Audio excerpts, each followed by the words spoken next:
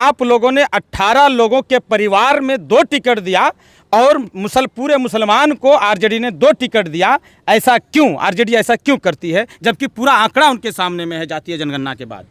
अगर यादव कैंडिडेट हो तो लोग तेजस्वी यादव के नाम पे वोट दे देते हैं, लेकिन अगर वही मुस्लिम कैंडिडेट हो तो यादव वोट नहीं देते हैं, फिर मोदी को देख के वोट करते हैं। आपके नेता तेजस्वी यादव जब 2020 में प्रचार प्रसार में आए थे तो सीमांचल में ही कह के गए थे कि अगर हमारी सरकार बनेगी तो हम सीमांचल विकास आयोग का गठन करेंगे। फिर 17 महीने के लिए सरकार बनती है, लेकिन एक शब्द भी उनके बारे में तेजस्वी जी नहीं कहते। पैसे कहाँ से आएंगे, बाप कहाँ से लाएंगे? आप कहते हैं कि हमारे पास शिक्षा विभाग था। शिक्षा विभाग क्या आपके पास था या अब भी किसी दूसरे के पास है, या फिर सिर्फ तब भी के पाठक के पास था और अब भी के पाठक के पास है? आप लोगों ने 18 लोगों के परिवार में 2 टिकट दिया और पूरे मुसलमान को आरजेडी ने 2 टिकट दिया। ऐसा क्यों? आरजेडी ऐसा क्यों करती है जबकि पूरा आंकड़ा उनके सामने में है जातीय जनगणना के बाद?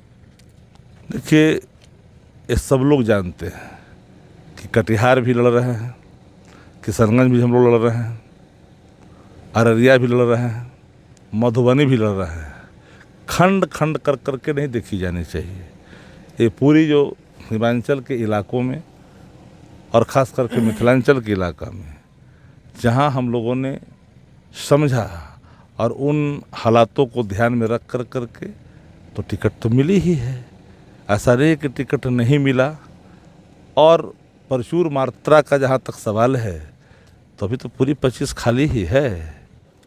अगर यादव कैंडिडेट हो तो लोग तेजस्वी यादव के नाम पे वोट दे देते हैं, लेकिन अगर वही मुस्लिम कैंडिडेट हो तो यादव वोट नहीं देते हैं, फिर मोदी को देख के वोट करते हैं। ये आरोप निराधार भी है और तथ्य से परे है।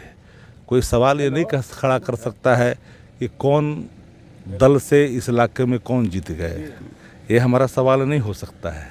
कई लोग हैं जो दूसरे दल से जीत गए, कई लोग हैं जो ऐसे दल से जीत गए, लेकिन इसके बावजूद भी बिहार के अंदर में आप देखेंगे कि हमारे ही दल के अंदर एक नहीं अनेक मंत्री बने। और जो भागीदारी होती है उसमें सबसे अधिक, चाहे वो मदरसा शिक्षा बोर्ड का सवाल हो, अल्पसंख्यक कल्याण का सवाल हो, हम लोगों ने 17 महीने में हर जगह सम्मानित करने का काम किया। लेकिन सीमांचल के इलाका में हमारी सीटों की संख्या जिस कारण से विधानसभा में घटी है, उन चीज़ों को सब कोई बहुत ही बारीकी से देख रहा है।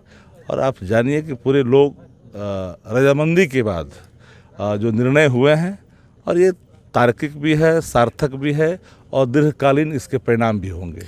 आपके नेता तेजस्वी यादव जब 2020 में प्रचार प्रसार में आए थे तो सीमांचल में ही कह के गए थे कि अगर हमारी सरकार बनेगी तो हम सीमांचल विकास आयोग का गठन करेंगे। फिर 17 महीने के लिए सरकार बनती है, लेकिन एक शब्द भी उनके बारे में तेजस्वी जी नहीं कहते। पता नहीं है, आदरणीय तेजस्वी जी उप मुख्यमंत्री थे।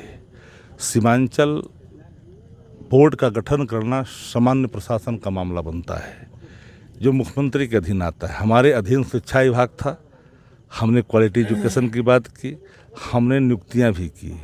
हमारे under sports and cultural department था, हमने मिडल लॉ नौकरी पाओ यह भी हमने स्थापित किया। हमारे पास टूरिज्म था, जो हमने टूरिज्म पॉलिसी बनाई। हमारे पास आईटी था, हमने आईटी पॉलिसी बनाई।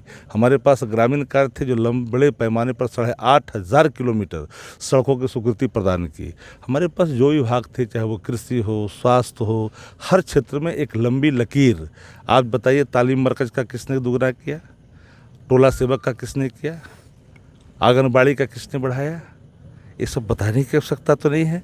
17 महीना का कार्यकाल बहुत छोटा होता है, लेकिन उप मुख्यमंत्री रहते हुए उन्होंने जो दिखाया, जो अपना जज्बा दिखाया, जिगर दिखाया और इच्छा शक्ति का परिचय देते हुए, उसी निकम्मी नेतृत्व के हाथों हमने बिहार में 5 लाख नियुक्ति पत्र बटाया। जो कहते थे कि पैसे कहाँ से आएंगे, बाप कहाँ से लाएंगे। आप कहते हैं कि हमारे पास शिक्षा विभाग था। शिक्षा विभाग क्या आपके पास था या अब भी किसी दूसरे के पास है, या फिर सिर्फ तब भी के पाठक के पास था और अब भी के पाठक के पास है? पाठक कल भी थे, आज भी उसके पहले दूसरे थे जिनके समय में मैंने किया। मूर्त रूप यहाँ हुआ, लेकिन अब तो नहीं निकल रही है ना, अब तो फंसा दिए गए ना। क्या ये सूचना आपको प्राप्त नहीं है?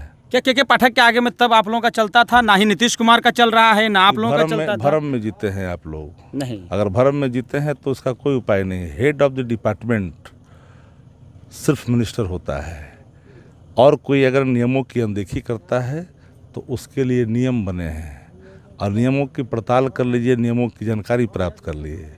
गवर्नमेंट के अंदर में जो कार्यपालक नियमावली है उस नियम के में स्पष्ट निहित है, कोई भी पॉलिसी मैटर का निर्णय लेने का अधिकार सिर्फ विभागाध्यक्ष को प्राप्त होता है, सेक्रेटरी को नहीं। सेक्रेटरी एक्सिक्यूट करता है निर्णयों को, और वो अधिकार सिर्फ उसको प्रदत्त है।